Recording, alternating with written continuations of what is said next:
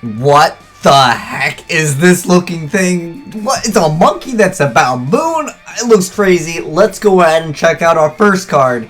Baobaboon? Like, it just looks crazy, man. I mean, it's on the same level like Rotom Wash. We run out of ideas. A monkey tree. But anyways, Baobaboon's the first card that we are checking out. Coming out in Maximum Crisis. So anyways, level 3 Dark Plant type effect monster. 1200 attack, 1000 defense. If this card is normal or special, you're going to draw a card, then place one card from your hand on either the top or bottom of your deck. The second effect is if this card is destroyed by battle or by card effect, you get to special summon any number of Baobaboon from your deck. Wow, that's actually a pretty good effect because if you draw multiples, you want to put Baobaboon back into the deck so you don't draw it. And that way you guys can make use of the first one that you already have in your hand. You can Lone Fire into this. You can make great use of exceeding into like a Dante because it is already level 3. You can reset Momo Rats. You can do so many good things with Baobaboon. You have Wolf Lightsworn Beast. You put it on the top of your deck and face Lightsworn, send stuff to the graveyard. That's a really, really good effect. And you can Lone Fire straight into it. I think this card has a lot of potential. Definitely a pretty good card. You can mix it in Sylvans. But there's a few other cards that I wanted to mention that could work quite well. Anything that you could top deck with Plague Spreader technically would also work with our main man, Baobaboon, this weird looking thing. But anyways, first up, Ring Cup Magic, the 7th one. If you guys haven't seen what this card does, basically you have to draw it during your normal draw phase, and then you can get C101 out. I mean, it says you get a 101 through 107. Pretty much it's usually 101, and then you throw up C101 right on top of it. So you have a boss monster that can absorb something, come back, and also give you life points. I think that this card is actually really good when you combine it with Baobaboon. So that can be definitely a great use of it. Now, there's also an interesting card. It's not the most meta of things. There has been people that have tried Rank Up Magic the 7th one. It is a really dirty card. When you top deck it, it's like one of those Yu-Gi-Oh! Hype moments. But a Symbol of Friendship can also be a really fun card to use. So anyways, to activate this card, you must draw it during your normal draw phase. While your opponent controls 3 or more monsters, you keep it revealed. And then during your main phase 1, you get to add any card from your deck to your hand. That's an insane effect. But your opponent has to have 3 more monsters, which it happens like every single time you play Yu-Gi-Oh! Like everyone throws out like 10 monsters one turn. But nonetheless, Symbol of Friendship, pretty decent little card that you can maybe make use of with, again, Baobaboon, because you can top deck whatever that's in your hand. Next up, there is a promo card coming out in Raging Tempest called Fusion Recycling Plant, and I think this card is actually pretty good as well. But anyways, it's a field spell card. It says once per turn, you discard a card to add a polymerization from your deck or graveyard to your hand. Once per turn during the end phase, you get to target one monster in your graveyard that was used as a fusion material for a fusion summon this turn and add it to your hand. So off the top of my head, I'm thinking Fluffles, I'm thinking Lunalights can definitely make good use of Fusion Recycling Plant. However, you have to add it during the end phase, which is a huge downside, because if you're able to add it immediately, that would be so good at Lunalights.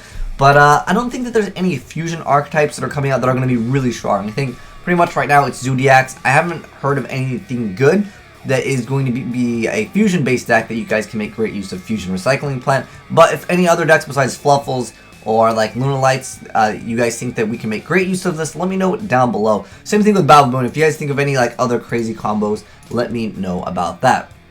But next up, we have a really crazy card called Dueltainment coming out in the 20th anniversary pack. Means in the TCG we won't get this for probably a little bit longer, but nonetheless, let's go ahead and check it out. So it's a new field spell card that says that this card is in the field zone each time one of these conditions is fulfilled in one turn by a player. That player can draw 2 cards once per turn for each. So it has 5 conditions, and if you get them, you get to actually draw a card, or 2 cards technically. But anyways, first effect is to special summon 5 monsters with different levels at the same time, which that's pretty easy. You play Pendulums, really easy to do. Next one up, a monster they control battle 5 times. And you might be thinking, oh, that's kind of hard. How do you have a monster that can attack 5 times? There's an old school card called Benkei that can attack multiple times, but I wanted to kind of go over a bunch of these while we go ahead and talk about them. So this way you guys can also let me know down below in the comment section below what other ways we can make good use of the Dueltainment. But anyways, there's a card called Asura Priest that can definitely battle multiple times. So he's a spirit monster, he can attack everything once. He does bounce back to the hand, but he's light, so he works well with Honest. So if your opponent has 5 monsters and you summon a Sword Priest and you attack and you drop Honest, it'll continue to get that extra attack on all of the monsters. So a Sword Priest can be a pretty dirty card, But if they have 5 monsters, more than likely you're gonna finish them off with a Sora Priest. So that's kind of the downside with, I guess, a Sora Priest. It's like, it would work, but at the same time, first off, if your opponent has 5 monsters, you probably lost the game, especially since next turn you're going to be summoning a Sora Priest. But nonetheless, it could be possible. The other effect is they activate a card effect that is Chainlink 5 or higher. So, real easy to do in the Paleozoics. The trap monsters, I'm sure a lot of you guys are familiar with them. That can be a great deck to make it so your opponent uses, starts the chain link and you can chain link 5 or higher. I think that that's really relevant in that deck. The next one is that they rolled a die and or flipped a coin 5 times. So I was thinking, okay, you know what, the coin flipping ones, I think the ones that would be more relevant, whoops, Barrel Dragon could be a really good card for this. Now it is level 7, but you can pendulum summon for that thing. But anyways, once per turn, you get to select one monster opponent controls. You toss 3 coins. That way it's 3 coin tosses. And if the results are 2 or more heads, you get to destroy the selected monster. So that could be interesting.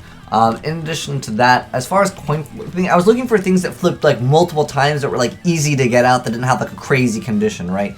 But the other card that I thought was okay, if you really want to try it, it's a really random card, but it's called Sand Gambler. You toss 3 coin 3 times, and if all of them are heads, you can destroy all monsters. If all of them are tails, you destroy all monsters.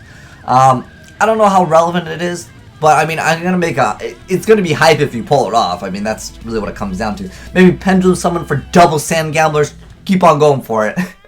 It's really random, but nonetheless, yeah, I didn't see any cards that can like flip infinitely. If there's a card that can infinitely start flipping coins, let me know.